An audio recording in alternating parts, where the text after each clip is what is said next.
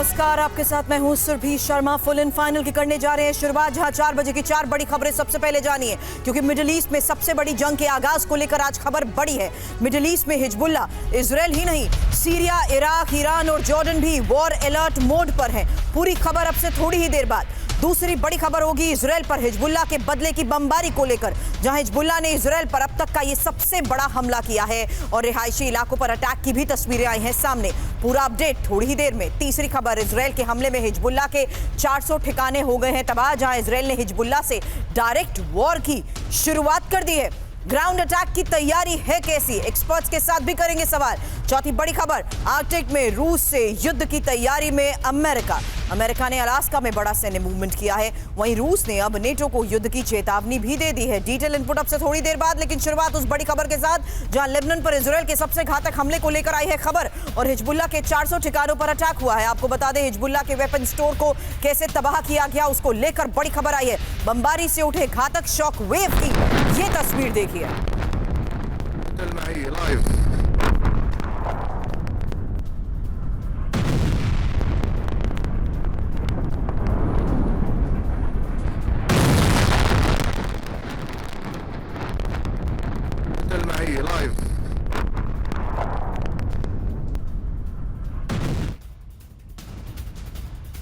एक और तस्वीर अब आपके सामने होगी। ये तस्वीर है हिजबुल्ला के वेपन डिपो को तबाह करने की, जहां हिजबुल्ला के लॉन्च पैड पर एयर अटैक की आई हैं तस्वीरें। ये देखिए, हिजबुल्ला के हमले से पहले इजराइल का ये प्रीएम्प्टिव अटैक।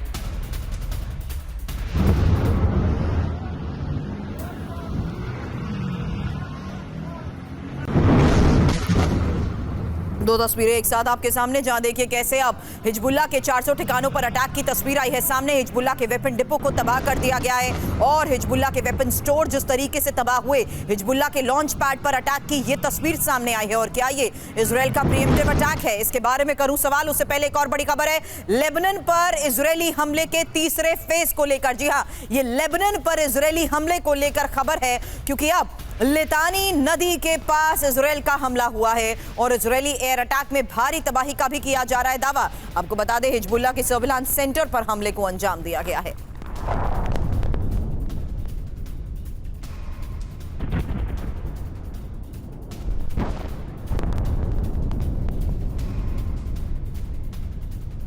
तो अब खबर है लेबनान में इजराइल के नॉन स्टॉप अटैक को लेकर, जहां जानिए कैसे अब हिजबुल्ला के ड्रोन साइट पर भी हमले को अंजाम दिया गया।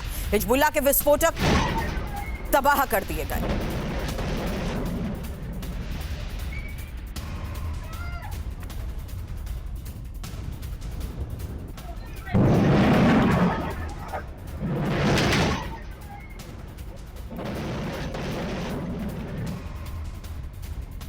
तो इजराइल के सबसे घातक हमले को लेकर अब एक्सपर्ट से सवाल करने से पहले इंफॉर्मेशन, क्योंकि लेबनान में हिजबुल्ला के 180 टारगेट पर अटैक हुआ है। हिजबुल्ला के 400 रॉकेट लॉन्चर्स को तबाह करने का दावा किया जा रहा है। हजारों रॉकेट लॉन्च बैरल तबाह, हिजबुल्ला के 30 लड़ाकों की मौत, 300 घायल। अब इजरायली मीडिया जिस तरीके से इस पर दावे कर रही है, एक्सपर्ट्स के साथ करूं सवाल। Major general retired GD Bakshi sir defence expert के तौर पर हमें करेंगे ज्वाइन, और साथ ही अचल मल्होत्रा सर पूर्व राजदूत भी इस वक्त हमें ज्वाइन कर चुके हैं, और एयर कमोडोर रिटायर्ड अशमिंदर सिंह बहल भी इस वक्त डिफेंस एक्सपर्ट के तौर पर हमें कर चुके हैं ज्वाइन। बहल सर, हिजबुल्ला के इस टारगेट के बारे में सवाल नहीं, इस वक्त सवाल सिर्फ और सिर्फ इजराइल की उस स्ट्रैटेजी को देखते हुए जहां इजराइल ने लेबनान में युद्ध का विस्तार जिस स्तर पर कर दिया है, क्या आपको लगता है कि अब वो बहुत हद तक इजराइल को कमजोर करने में, सच जो दावे करता आ रहा है उसे एग्जीक्यूट करने में कामयाब हो गया है? देखिए, आपने बहुत ही महत्वपूर्ण क्वेश्चन पूछा है सुरभि जी। सबसे पहले ये कहूंगा कि जो नेतन्याहू की अभी लेटेस्ट स्ट्रेटजी है, उसमें सेंटर ऑफ ग्रेविटी अब लेबनान की तरफ शिफ्ट हो गया है, गाजा और वेस्ट बैंक से। इसका मतलब पूरी तैयारी की जा रही है कि जब उन्होंने पेजर्स और वॉकी टॉकीज पे जो हमले किए उन्होंने, और उससे कई दर्जनों लोग न केवल मारे गए बट हजारों की संख्या में घायल हुए, तो उसका तो रिटेलिएट हिजबुल्लाह ने करना ही है। उन्होंने ये प्रोवोकेटिव स्ट्रेटजी फॉलो की है, जिस स्ट्रेटजी के अंतर्गत वो जो रिएक्शन करेंगे, उस रिएक्शन को लेते हुए वो फिर कहेंगे कि अब हमारे ग्राउंड ऑपरेशंस जरूरी हो गए हैं। तो उस वजह से ही अब इजराइल एयरफोर्स ने 100 से ऊपर अटैक्स किए हैं लास्ट कुछ दिनों के अंदर, और इसमें 2 मेजर जो उनके लीडर्स हैं उनको भी मार दिया, चाहे वो इब्राहिम अकील है या चाहे वो वाबी है। तो इनको मारने के बाद लेबनान की तरफ से भी 200 से ऊपर रॉकेट फायर हुए। इसका क्या मतलब है? इसका ये मतलब है कि अब जो दायरा है कॉन्फ्लिक्ट का वो बढ़ता जा रहा है और ग्राउंड ऑपरेशंस की तरफ बढ़ रहा है। लेकिन इजराइल के लिए ये बहुत बड़ा झटका होगा उनकी नेशनल सिक्योरिटी को फॉर लॉन्ग टर्म, अगर उन्होंने ग्राउंड ऑपरेशन शुरू किए। Point taken sir, ground operations को लेकर, लेकिन आगे किस तरीके से तैयारी है इसके बारे में भी करूंगी सवाल। उससे पहले इजराइल पर हिजबुल्लाह के पलटवार को लेकर आज खबर सामने आई है, जहां लेबनान से कई रॉकेट दागे गए हैं। आयरन डोम ने इंटरसेप्ट किए रॉकेट और इजराइल का तो दावा यह है कि सभी रॉकेट्स को मार गिराया गया है।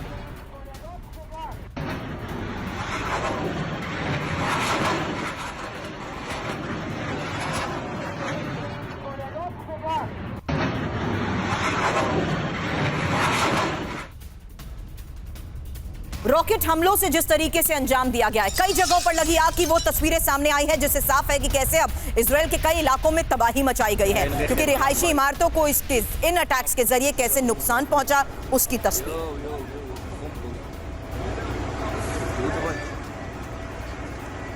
दो तस्वीरें एक साथ आपके सामने, जहां इजराइल पर हिजबुल्लाह के पलटवार को लेकर यह तस्वीर आई है सामने, और साथ ही जाने कि कैसे इजराइल के कई इलाकों में तबाही के बाद भी नुकसान का दावा किया जा रहा है, क्योंकि यहां हकीकत यह है कि रॉकेट हमलों से कई जगह पर आग की तस्वीरें भी सामने आ चुकी हैं।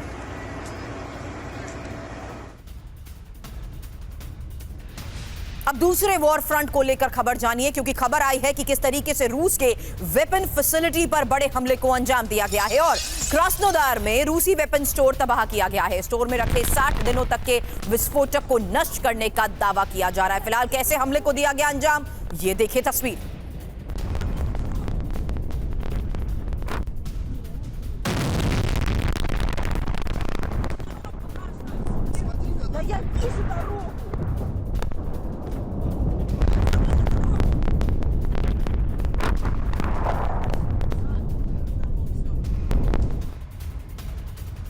और डोनेट्स्क में रूस की भीषण शेलिंग को लेकर भी खबर सामने आई है। आपको बता दें, लिमन में शेलिंग से बड़े इलाके में आग लगी है और 800 हेक्टेयर इलाके तक ये आग कैसे फैली, देखिए तस्वीर।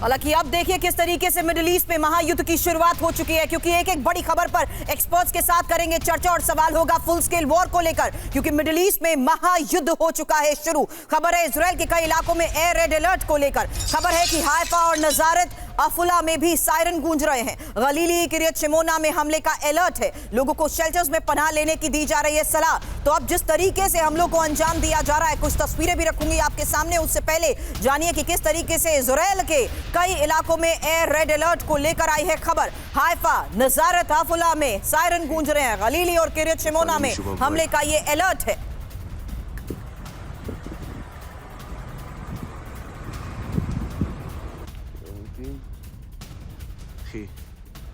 נפל למישהו בבית.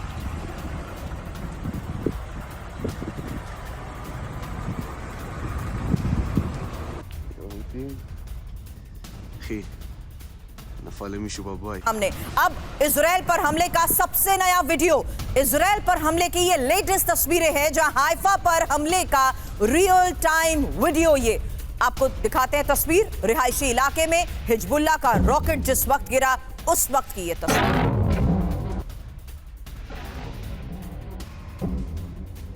और ये देखिए तस्वीर, जहां धमाकों से घरों और गाड़ियों को भी भारी नुकसान पहुंचा है।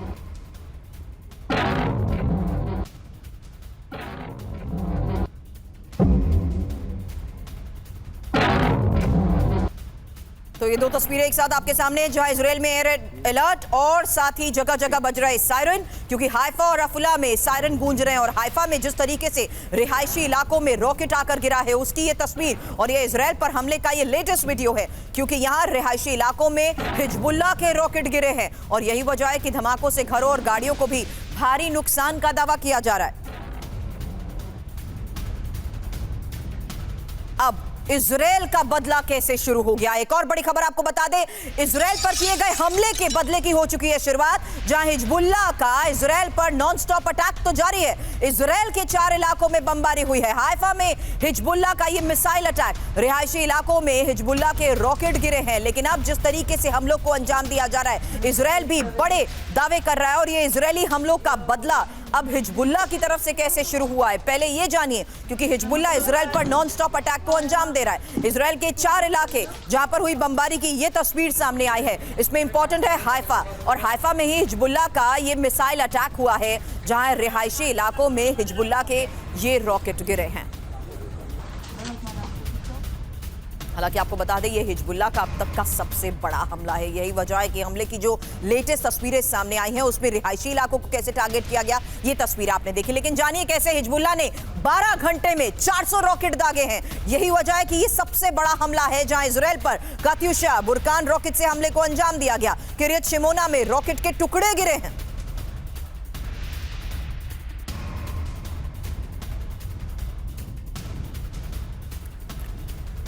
तो ये हिजबुल्लाह का अब तक का सबसे घातक हमला है, जहां इजराइल पर कात्यूशा और बुरकान रॉकेट से हमले को अंजाम दिया गया है। और हकीकत यह है कि हिजबुल्लाह ने 12 घंटे में 400 रॉकेट दाग दिए हैं। अब एक साथ तस्वीर आपके सामने उन जगहों की, जहां देखिए किस तरीके से इजराइल वर्सेस हिजबुल्लाह के अब एस्केलेट होते हालात के बाद की आज की वो तस्वीर है, जहां रिहायशी इलाकों को टारगेट किया गया है। क्या ये एक पूरे तरीके से फुल स्केल वॉर की हो चुकी है शुरुआत? मिडिल ईस्ट के इस हालात को लेकर एक्सपर्ट से करूं चर्चा। उससे पहले इजराइल की एयर स्ट्राइक की ये तस्वीर देखिए, उससे पहले लेबनान में अलग अलग जगह हुए धमाकों की ये तस्वीर देखिए, क्योंकि हिजबुल्लाह ने जिस तरीके से अब बदले की शुरुआत की है, जाहिर सी बात है इजराइल के ज्यादातर इलाके उसके टारगेट पर हैं। हालांकि इजराइल के खिलाफ जिस तरीके से अलग अलग इलाकों पर हमलों को अंजाम दिया गया है, उसकी भी ये तस्वीर आपके सामने है। अब जीडी बख्शी सर, सवाल आपसे, हाइफा में हुए उस हमले को लेकर, जहां इंपॉर्टेंट है कि हाइफा को ही टारगेट क्यों किया गया? देखिए, इजराइल अब जो है अपना सेंटर ऑफ ग्रेविटी शिफ्ट कर रहा है लेबनान की तरफ। जितना उसने नुकसान चोट पहुंचानी थी हमास को, वो तकरीबन पहुंचा चुका है। उसने जानबूझकर गैप दिया ताकि जो टनल्स में छिपे हुए थे हमास के दिग्गज लीडर्स, वो बाहर निकलें और वो उनको टारगेट करे। अब पूरा सेंटर ऑफ ग्रेविटी हिजबुल्लाह की तरफ शिफ्ट हो रहा है। हिजबुल्लाह के पास कोई 1,60,000 से 2 लाख तक रॉकेट्स, कात्यूशास और मिसाइल्स और वो ईरान के सप्लाइड हथियार हैं। इससे वो काफी नुकसान इजराइल को पहुंचा सकता है।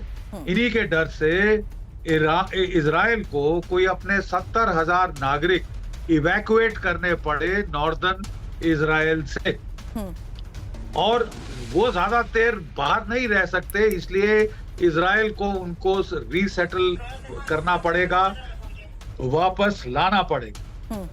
इसके लिए वो कोशिश कर रहा था कि 5 से 6 किलोमीटर का बॉर्डर का जो जोन है उसको वो सैनिटाइज करे। भीषण हवाई हमले उसने वहां किए हैं। सारी जो 2 मंजिला 3 मंजिला इमारतें थी उनको गिरा दिया, ताकि एंटी टैंक गाइडेड मिसाइल 5 से 6 किलोमीटर और ज्यादा रेंज के वहां से फायर ना किए जा सके।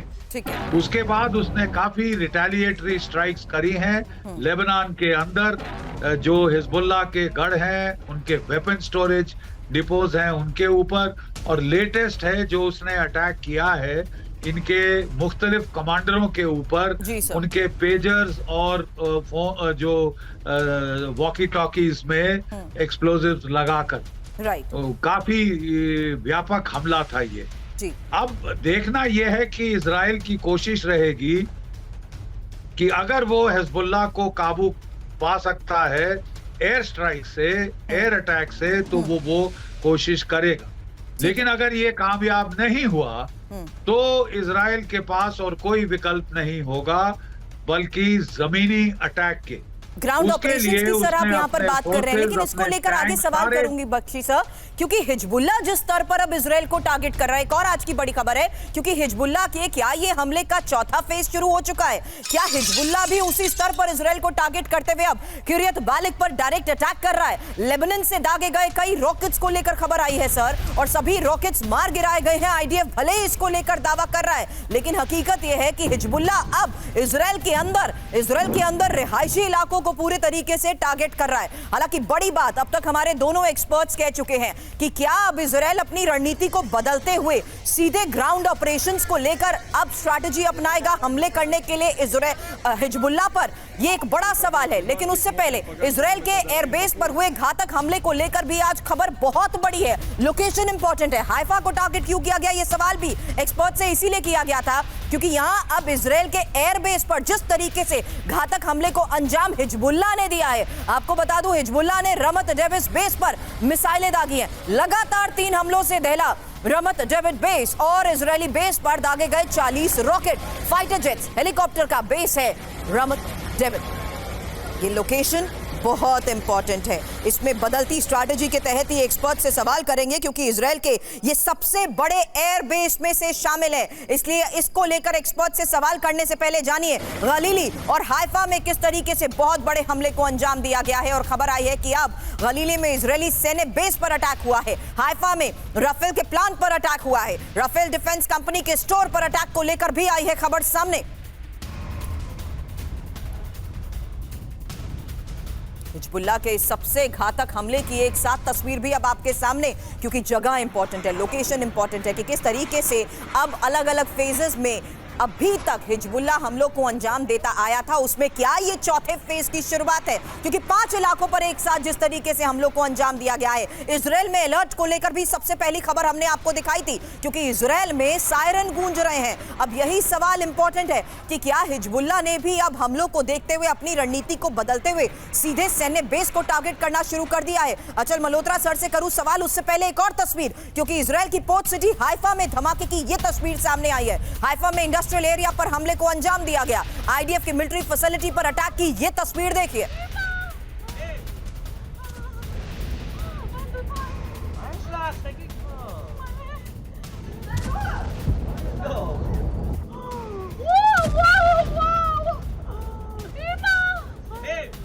तो हिजबुल्लाह के बदले की खबर जानिए, क्योंकि इजराइल पर हिजबुल्लाह ने जिस तरीके से नॉन स्टॉप हमले करने शुरू कर दिए हैं उसकी लगातार तस्वीरें सामने आ रही है। हकीकत यह है कि हिजबुल्लाह ने 12 घंटे में 4 से ज्यादा फेजेस में हमलों को अंजाम दिया है। हिजबुल्लाह ने अब तक 400 से ज्यादा रॉकेट दागे हैं। हिजबुल्लाह ने इजराइल के एयरबेस पर मिसाइलें दागी हैं। हिजबुल्लाह ने इजराइल के 5 इलाकों पर सीधे अटैक को जिस तरीके से अंजाम दिया है, उसी के बारे में अचल सर सवाल आपसे, क्योंकि अभी तक लग रहा था कि जिस टेक्निक और जिस स्ट्रैटेजी के तहत हिजबुल्लाह की कमर तोड़ने की इजराइल ने कोशिश की, यहां तो क्या हिजबुल्लाह की भी फुल स्केल वॉर की तैयारी है? क्या देखिए, हिजबुल्लाह काफी समय से इस कॉन्फ्लिक्ट का एक अहम हिस्सा बना हुआ है।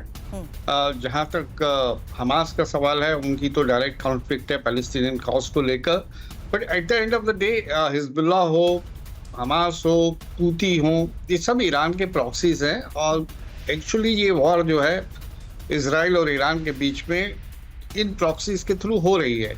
7 अक्टूबर से शुरू जरूर हमास ने की थी, लेकिन उसके बाद आप देखिए धीरे धीरे हिजबुल्लाह, हूतीज, ये सब इसमें इन्वॉल्व होते चले जा रहे हैं। और तब से अब तक वार पलटवार ये सिलसिला बदसूर चलता जा रहा है।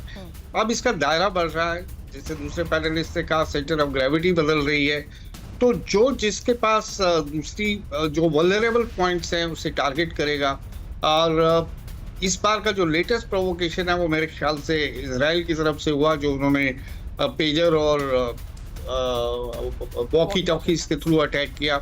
और ये जाहिर है कि इजराइल को इस बात का जरूर अंदाज होगा कि इसके बाद रिटेलिएटरी मेजर्स होंगे। बट इजराइल ने इस समय ऐसा लग रहा है कि सोच लिया है कि इस मौके का पूरा फायदा उठाकर हमास, हिजबुल्लाह, हूती, जितने भी उसके प्रॉक्सीज हैं, उनको जहां तक वो न्यूट्रलाइज कर सकता है वो करेगा। अफसोस की बात यह है कि इस समय दुनिया के बड़े बड़े खिलाड़ी बैठे हुए हैं, न्यूयॉर्क में ज्ञान बांट रहे हैं, लेकिन कोई कोशिश नहीं कर रहा इसको रुकवाने की। ये बहुत अफसोस की बात है। बिल्कुल। यूनाइटेड नेशन जिसका सबसे strong pillar peace and security है, मुझे लगता है वो काफी हद तक इन कोशिशों में फेल या नाकामयाब हो चुका है। So is the अभी reason, आगे sir, कहाँ कि ग्राउंड जाके रियलिटी को जिस तरीके से इस वक्त सामने आ रही है उसमें हकीकत यह है कि this is a cycle of violence, जिसमें अटैक काउंटर अटैक की जो तस्वीरें सामने आ रही है। एक और खबर बता दूं, लेबनान के बाद इराक से हमले को लेकर भी अब खबर सामने आ चुकी है, जहां जानिए किस तरीके से इजराइल पर इराक से मिसाइल अटैक हुआ है और इराक से दागी गई 2 क्रूज मिसाइलों को लेकर खबर आई है। इराकी मिलिशिया के हमले की यह आशंका है और जिस तरीके से फिलहाल हमले को अंजाम दिया गया, ये देखिए तस्वीर, इजराइल पर ये इराक से मिसाइल अटैक माना जा रहा है और इराक से दागी गई 2 क्रूज मिसाइलों के बाद की तबाही की ये तस्वीर सामने आई है। हालांकि एक बड़ा सवाल, क्या बड़ी जंग के लिए इजराइल पूरी तरीके से तैयार है? एक्सपर्ट से इसके बारे में करूं सवाल, उससे पहले जानिए हाई अलर्ट पर इजराइल की हेल्थ केयर फैसिलिटी बताई जा रही है। हाइफा में रेडी मोड पर रामबाम हेल्थ केयर कैंपस बताया जा रहा है। कई अंडरग्राउंड ट्रॉमा वार्ड भी बनाए गए हैं, यहां तक कि अंडरग्राउंड का पार्किंग में मेडिकल सुविधाओं को लेकर भी तस्वीरें आई हैं सामने।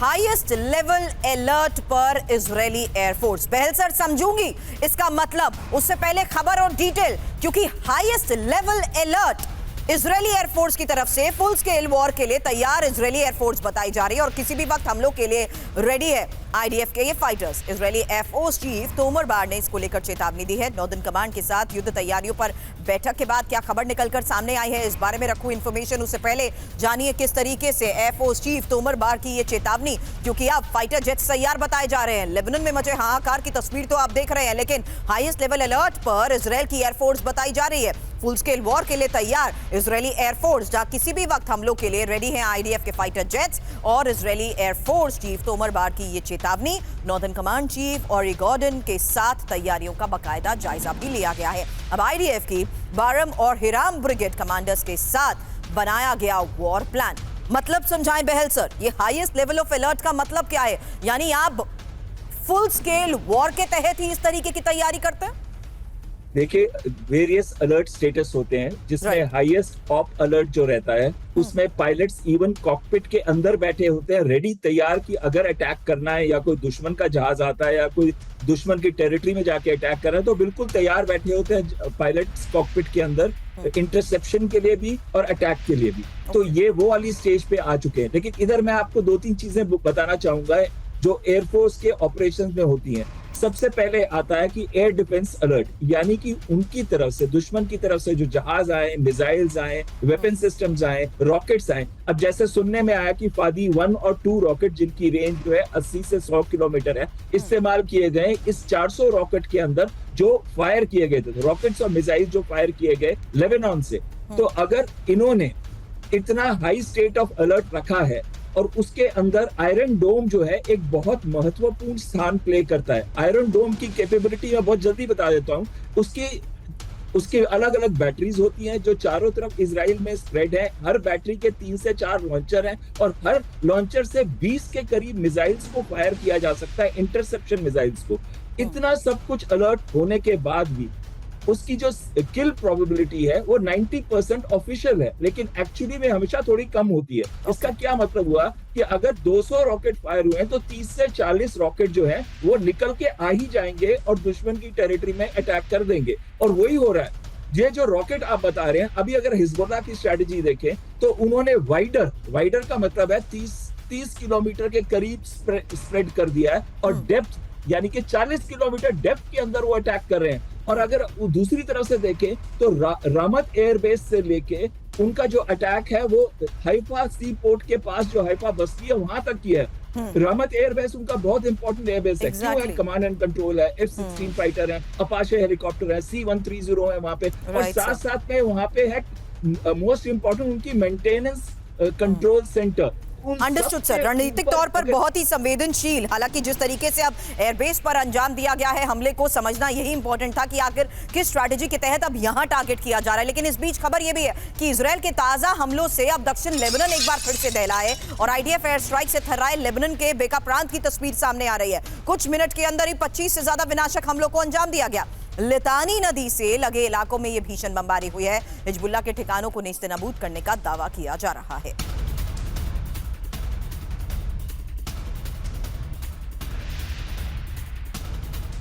والآن على ما يبدو أن هذه الغارات تنتهي.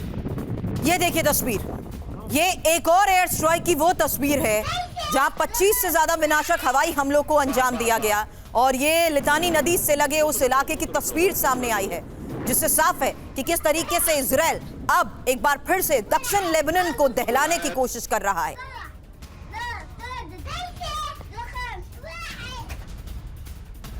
हकीकत यह है कि लेबनान में ही लगातार इजराइल अटैक्स को अंजाम दे रहा है। एक और खबर है, बेरूत पर बमबारी के बाद दूसरे शहरों पर घातक हमलों को लेकर यह खबर सामने आई है और ये दक्षिण लेबनान के कई शहरों को टारगेट करने को लेकर खबर समझिए, जहां सिडोन, नबातिये, बिंत जेबल में कई जगहों पर हमले को लेकर खबर आई है और रिहायशी इलाके हैं ये, और रिहायशी इलाकों के बीच बमबारी से मची दहशत की ये तस्वीर देखिए।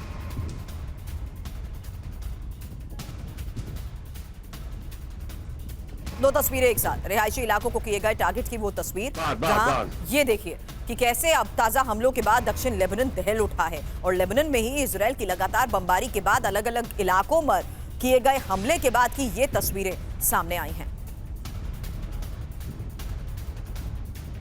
इस साइकिल ऑफ वायलेंस के तहत जिस तरीके से हमलों को अंजाम दिया जा रहा है, अब एडवाइजरी तक बकायदा जारी करनी शुरू हो चुकी है। बख्शी सर, आपसे इसको लेकर करूंगी सवाल, उससे पहले जानिए कैसे अब इजराइल हिजबुल्लाह जंग से दहशत बढ़ती जा रही है और अमेरिका ने इसको लेकर एडवाइजरी जारी कर दी है। अमेरिकन ने लेबनान छोड़ने को कहा है, कमर्शियल फ्लाइट इस्तेमाल करने की सलाह दी गई है, खतरा बढ़ा तो एयरलिफ्ट करने की तैयारी भी बताई जा रही है। अभी तक अमेरिका कोशिश कर रहा था कि ये लड़ाई एस्केलेट ना हो, खासकर हिजबुल्लाह के साथ। हाँ, हिजबुल्लाह पे इजराइल अल्टीमेटली काबू पा लेगा, बहुत नुकसान कर देगा, लेकिन बड़ी भीषण लड़ाई हो सकती है क्योंकि मैंने बताया कोई 2 लाख के करीब तो उनके पास रॉकेट्स, मिसाइल्स वगैरह हैं। जितना भी जो आयरन डोम है, जैसे बताया कि 90% उसकी एक्यूरेसी बोली जा रही है, लेकिन वो सारे नहीं रोक सकता और इसलिए वो ओवर सैचुरेट भी कर सकते हैं इजरायली एयर डिफेंसेस को और फिर अपने घातक मिसाइल से वो हमला कर सकते हैं। तो अमेरिका बिल्कुल नहीं चाहता कि ये एस्केलेशन हो, लेकिन ये लगातार वार पलटवार देखकर अब कोई और विकल्प नहीं लग रहा। वो समझ गया है कि इजराइल, नेतन्याहू बिल्कुल डिटरमिन्ड है कि वो एक बारी उन्होंने अपनी मोबिलाइजेशन कर ली है तो वो मोबिलाइजेशन फौजों की तभी खत्म करें जबकि सारे दुश्मनों से निपट ले वो। तो इससे दोनों के बीच में एस्केलेशन होने का फुल स्कोप चांसेस हैं। पहले 300 रॉकेट फायर कर रहा था प्रतिदिन हिजबुल्लाह, अब लेटेस्ट हमले में 400 रॉकेट्स फायर किए हैं उन्होंने। जो है हाइफा का बेस, रामोन का एयर बेस टारगेट किया है और उनके कमांड एंड कंट्रोल सेंटर्स को भी टारगेट कर रहा है। इस वार पलटवार से डेफिनेटली एस्केलेशन होगी, जो मेरे ख्याल में ग्राउंड इन्वेजन तक भी जा सकती है। इसके लिए जायज है कि अमेरिका ने इस तरह की वार्निंग अपने सिटीजन्स को दे दी है कि वो जल्दी से लेबनान छोड़ दें और जरूरत पड़ने पे उनकी एयर इवैक्यूएशन भी की जाएगी। अमेरिका नहीं रोक पाया है इजराइल के पलटवार को और बिल्कुल एस्केलेशन होने का चांस बहुत ज्यादा बढ़ गया है। एस्केलेशन का चांस इस कद तक बढ़ चुका है बख्शी सर, एक और एडवाइजरी को लेकर खबर आ गई है सर। जो बात आप कह रहे हैं, खतरा इस मिडिल ईस्ट का तनाव इस कदर बढ़ चुका है कि अब ग्राउंड ऑपरेशंस को भी अगर अंजाम दिया जा सकता है, क्या उसी की ये तैयारी है? उससे पहले एडवाइजरी जारी कर दी गई है क्योंकि अब इजराइल हिजबुल्लाह जंग भड़कने से जॉर्डन में भी दहशत है और यही वजह है कि नागरिकों से लेबनान छोड़ने को कहा जा रहा है। बेरूत में जॉर्डन एम्बेसी मदद कर रही है। जॉर्डन सरकार ने एडवाइजरी इसको लेकर जारी कर दी है और जॉर्डन बॉर्डर पर बढ़ाई गई चौकसी की भी तस्वीरें आ रही हैं सामने।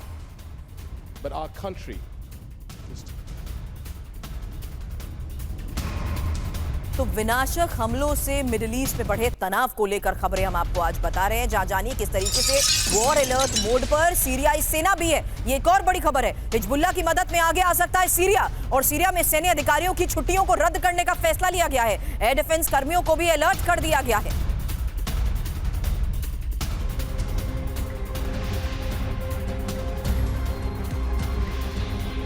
लेकिन अब एक और बड़ी खबर, क्योंकि क्या हिजबुल्लाह ने कर दिया है ऐलाने जंग। इस खबर को समझेंगे इस लिहाज से क्योंकि हिजबुल्लाह ने अब लाल झंडा दिखा दिया है। रेड फ्लैग लेकर हिजबुल्लाह के लड़ाके निकले हैं। दक्षिण लेबनान के दाहिया में देखे गए हैं ये लाल झंडे। बदले का प्रतीक माना जाता है इन लाल झंडों को। मिडिल ईस्ट में बढ़ती इस दहशत के बीच हिजबुल्लाह का ये ऐलाने जंग है क्या?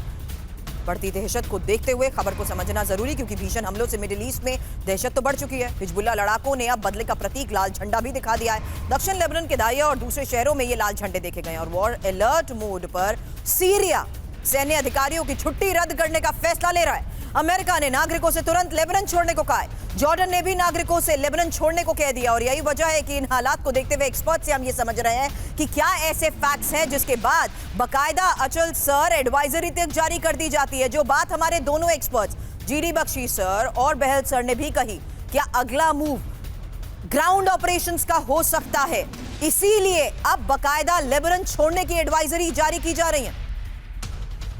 जी सुरभि, देखिए ये सबकी अपनी असेसमेंट होती है, सबकी अपनी इंटेलिजेंस इनपुट्स होती हैं और पॉलिटिकल असेसमेंट होती है। इन सबको देखते हुए ही इस नतीजे पे पहुंचा जाता है कि इस बात की संभावना से इनकार नहीं किया जा सकता और इससे पहले कि ज्यादा लेट हो जाए तो इस तरह की एडवाइजरीज जारी करना एक ट्रेडिशन, अभी आप कह सकते हैं कि जरूरत बन चुकी है। और अगर एडवाइजरी जारी की जाती है तो आप इससे अंदाजा लगा सकते हैं कि सिचुएशन वाकई ही सीरियस है। ये किसी सॉलिड इंटेलिजेंस या सॉलिड असेसमेंट के बेसिस पे ही इस तरह की एडवाइजरी दी जा रही है कि आने वाले समय में इसका युद्ध का दायरा बढ़ सकता है और इसका जो मॉड्यूस ऑपरेंडी है यानी कि ग्राउंड एक्शन भी हो सकता है, जिसके चलते हुए फिर बाद में बहुत मुश्किल हो जाती है दूसरे विदेशियों को वहां से निकालने में या इवैक्यूएशन करने में। तो ये डेफिनेटली इशारा उस तरफ है कि आने वाले समय में इसका स्कोप भी बढ़ सकता है, इसकी इंटेंसिटी भी बढ़ सकती है और खतरा पूरे रीजन के लिए बढ़ सकता है। खतरा पूरे रीजन के लिए बढ़ सकता है सर। इसीलिए एक और इमरजेंसी मीटिंग को लेकर भी इस वक्त अचल सर खबर आ गई है और नेतन्याहू ने ये इमरजेंसी मीटिंग बुलाई है। खबर जानिए, क्योंकि यहाँ इजरायली डिफेंस फोर्स के अधिकारियों के साथ बैठक हुई है और हिजबुल्लाह पर हमले के अगले स्टेज पर की गई चर्चा को लेकर इनपुट है। हालांकि लेबनान में ग्राउंड अटैक को लेकर इसमें बात की गई है। रिपोर्ट्स दावे यही कर रही है कि अधिकारियों के हवाले से इजरायली मीडिया की तरफ से यह दावा किया जा रहा है कि अब जो इमरजेंसी मीटिंग बुलाई गई है उसमें लेबनान में ग्राउंड अटैक को लेकर चर्चा हुई है और लेबनान में ग्राउंड अटैक को लेकर जिस तरीके से चर्चा की जा रही है, आशंका यही है कि इस पूरे रीजन में तनाव लगातार बढ़ता जा रहा है। हालांकि अब खबर हुथी को लेकर है, क्योंकि हिजबुल्लाह पर जिस तरीके से हमलों को अंजाम दिया गया है उसके बाद क्या हुथी में भी खौफ बढ़ गया है? बौखलाए हुथी को लेकर खबर अब जानिए। इजराइल पर बड़े हमले की चेतावनी दी जा रही है। इजराइल को खत्म करके छुटकारा मिलेगा। हुथी के प्रमुख सैयद अब्दुल मलिक अल हुथी की ये वार्निंग सामने आ रही है।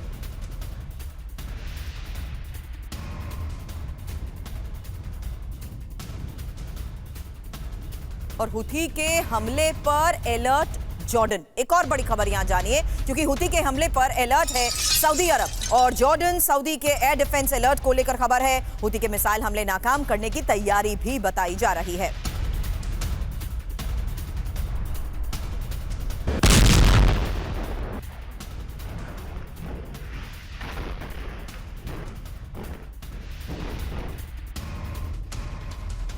और अब मिडिल ईस्ट में महायुद्ध शुरू, इसलिए क्योंकि हिजबुल्लाह और इजराइल के बीच ऑल आउट वॉर की शुरुआत और हिजबुल्लाह और इजराइल दोनों तरफ से जिस तरीके से हमले जारी हैं, इराक से भी इजराइल पर मिसाइल अटैक को लेकर खबर आई है। हुथी ने इजराइल पर डायरेक्ट हमले की चेतावनी दे दी है। जॉर्डन से लेकर सऊदी अरब तक अलर्ट मोड पर बताए जा रहे हैं। अब मीडिया में भी जिस तरीके से इसको लेकर बड़े दावे किए जा रहे हैं, इस वक्त लेबनान और इजराइल युद्ध पर एक और बड़ी खबर सामने आई है, क्योंकि अब लेबनान बॉर्डर की तरफ इजरायली सेना की मूवमेंट की खबर को समझना जरूरी है। नॉर्थ इजरायली बॉर्डर पर बहुत बड़ी सैन्य मूवमेंट देखी गई है और टैंक्स और आर्मर्ड व्हीकल्स के साथ आईडीएफ जिस तरीके से आगे बढ़ रही है, लेबनान पर इजरायली ग्राउंड ऑपरेशन की क्या ये तैयारी है, जिस बात के संकेत बहल सर शुरुआत में ही आपने कह दिया, इस मूवमेंट को भी क्या उसी से जोड़कर देखा जाए? बिल्कुल सही कह रहे हैं सुरभि जी, बहुत अच्छा इनपुट दिया आपने। दोनों को फटाफट मैं कवर करता हूँ। आपने कुछ दिन पहले भी इनपुट दिए थे कि हमस और हुती के फाइटर्स ने इराक के अंदर जगह बना ली है और उस पर इराक जिसके एयर बेसिस पे अमेरिकन एयरफोर्स और अमेरिकन मरीन्स और अमेरिकन आर्मी के सोल्जर्स डिप्लॉयड हैं और वहां पे ये एक बहुत बड़ा झटका अमेरिका को लगा है और वहां से भी अगर मिसाइल्स के फायर होने की बात आ रही है तो कहीं ना कहीं इसके पीछे इस्लामिक मिलिशिया और हुतीज और हमस का हाथ है साथ में मिलके ईरान के डायरेक्शंस के अंदर। अब दूसरी बात आती है कि हिजबुल्लाह की। हिजबुल्लाह का जो एम था उन्होंने वाइडन तो किया है, लेकिन वाइडन एम करने से सेंटर ऑफ ग्रेविटी जो अभी नॉर्थ में शिफ्ट हुई है, 98 डिवीजन है आर्मी की, इजराइल की, जिसको एक्टिवेट कर दिया गया। 20,000 के करीब सोल्जर्स हैं, वो मूव कर रहे हैं नदर्न एरियाज में। तो कहीं ना कहीं फोकस गाजा से हटकर लेबनान में अब आने वाला है। लेकिन इसमें एक बहुत इंपॉर्टेंट चीज मैं कहना चाहता हूँ, और वो ये कहना चाहता हूँ कि अगर गाजा पे वो विक्ट्री नहीं ला सके 11.5 महीने में, अगर वो लेबनान के अंदर घुसते हैं, तो इजराइल ऐसे जगह सकिन हो जाएगा काउंटर टेररिज्म ऑपरेशंस के अंदर, जिसमें किसी की भी कभी विक्ट्री होती ही नहीं है। इसमें दोनों कंट्रीज जो हैं ड्रेन आउट हो जाएंगे और इसमें कई हजार लोग अफेक्ट होंगे, जो कि अभी से हो रहे हैं। तो इजराइल उस सिक्योरिटी सिचुएशन को अपने लिए भी लंबे टर्म के लिए खराब कर रहा है, जहां पे उसकी अपनी इकोनॉमी आज बहुत ही वीक होती जा रही है। हैफा उनका 75% फूड सिक्योरिटी हैफा से रिलेटेड है, सी पोर्ट है बहुत इंपॉर्टेंट। उसके साथ जो बस्ती पे अटैक हुआ है, और एक और बात बताऊं, हैफा हमारी अपनी इंडियन कंपनी अदानी का 2/3 हिस्सा है उसके अंदर 2022 से। तो बहुत इंपॉर्टेंट पोर्ट है ये, लेकिन पोर्ट पे अटैक नहीं किया उन्होंने हैफा की बस्ती पे किया। कल वो पोर्ट पे करेंगे तो उनकी फूड सिक्योरिटी पे भी डायरेक्ट इफेक्ट होगा। इसीलिए सर, इस पूरे रीजन में बढ़ते तनाव के तहत लास्ट चीज बोलना चाहता हूँ इसके ऊपर, हजारों फाइटर्स हूती के इधर आने वाले हैं और 5,000 के करीब फाइटर्स ईरान से आने वाले हैं, और ये क्या दहशत फैलाएंगे इसका कोई अंदाजा भी नहीं लगा सकता। बिल्कुल सर, लेकिन अब खबर है धमाके से दहले ईरान के खुरासान को लेकर भी, जहां जानिए ईरान के कोल माइन में धमाके की अब तस्वीरें भी सामने आई हैं, और धमाके में अब तक 51 लोगों की मौत की खबर है, जबकि 17 घायल बताए जा रहे हैं। आपको बता दें कोल माइन में धमाके की वजह फिलहाल साफ नहीं हुई।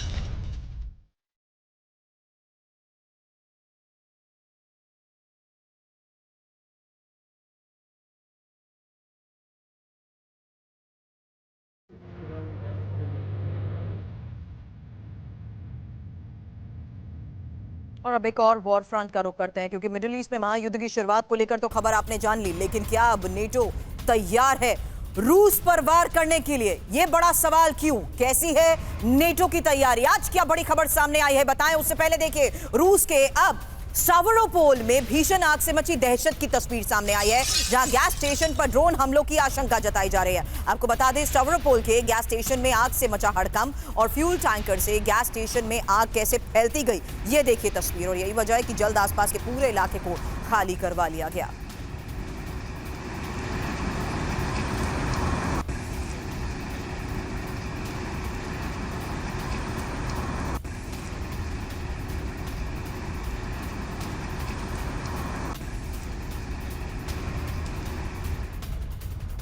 और रशियन सेना की बमबारी से दहले खार्किव को लेकर खबर जानिए, क्योंकि अब खार्किव में फैब 250 एरियल बॉम्ब से हमले को अंजाम दिया गया। फैब बॉम्ब हमलों से इमारत में लगी भीषण आग, और हमले में 20 से ज्यादा लोग घायल हुए हैं, कई घर भी तबाह हो गए। आपको बता दें 60 से ज्यादा लोगों को इस बीच रेस्क्यू भी किया गया है।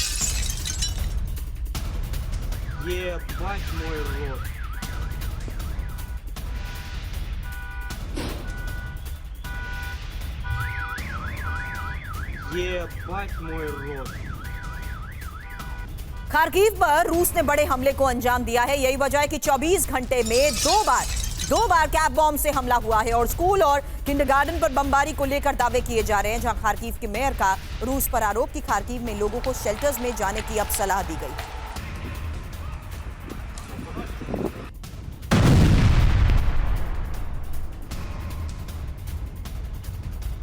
और रूस की वार्निंग पर अमेरिका के पलटवार को लेकर खबर सामने आई है, जहां जानिए कैसे अलास्का में बड़े अमेरिकी सैन्य मूवमेंट को लेकर खबर है। डिस्ट्रॉयर और क्रूजर की अलास्का में तैनाती और हाई अलर्ट मोड पर अमेरिकी फाइटर जेट्स बताए जा रहे हैं। रूस और चीन की सैन्य गतिविधि का क्या ये जवाब है? बड़ा सवाल, क्योंकि अब आर्कटिक रीजन में अलर्ट है अमेरिका,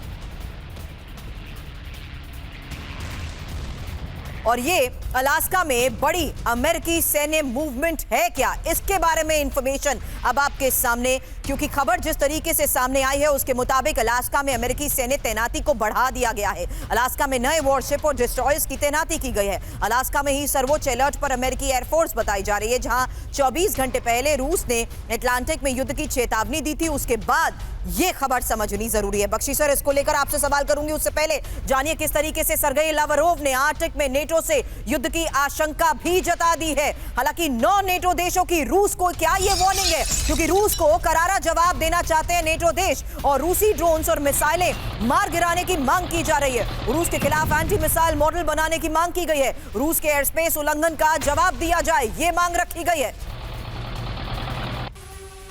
नेटो के 9 देशों की रूस को वार्निंग को लेकर खबर जानिए। नेटो के बुचारेस्ट 9 देशों ने अब रूस को मिलकर जवाब देने की मांग की है। रोटेशनल एयर डिफेंस और एंटी मिसाइल मॉडल बनाने की मांग की गई है। इसमें बुल्गारिया, चेक Republic, Estonia, Hungary, Latvia, Lithuania, Poland, Romania, Slovakia ने यह मांग की है और एयर स्पेस उल्लंघन करने वाले रूसी ड्रोन्स और मिसाइल्स को मार गिराने की मांग की गई है। हालांकि मोल्दोवा, लातविया, पोलैंड, रोमानिया ने रूस पर एयर स्पेस के उल्लंघन के जो आरोप लगाए हैं। ब्लैक सी रीजन में रूस की हाइब्रिड वॉर पर भी चिंता जाहिर की गई है। Over to you Bakshi sir, समझाएं इस तैयारी का क्या मतलब। देखिए, वहां पे यूक्रेन ने बड़ी एक दुस्साहस किया था, कोशिश की थी कि कुर्स्क के प्रांत में हमला करके वो जो रशियन फौजें ईस्टर्न यूक्रेन यानी डोनबास के इलाके में बढ़त हासिल कर रही थी, उनको डाइवर्ट किया जाए। ये पूरा फेल हो गया। उनका दूसरा मिशन था कि जो कुर्स्क के इलाके में न्यूक्लियर प्लांट है वहां तक पहुंच के वो एक atomic accident, dirty bomb kind incident करे। 30 किलोमीटर के और 20 से 30 किलोमीटर की बढ़त लेकर उनको रोक दिया गया है। अब रूस वहां पे पलटवार कर रहा है और अपने हमले तेज कर रहा है।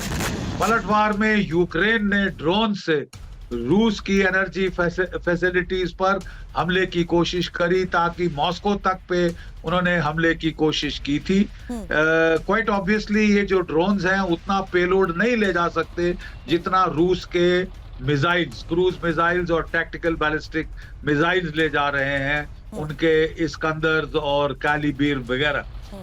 अब रूस ने भी भीषण पलटवार शुरू किए हैं।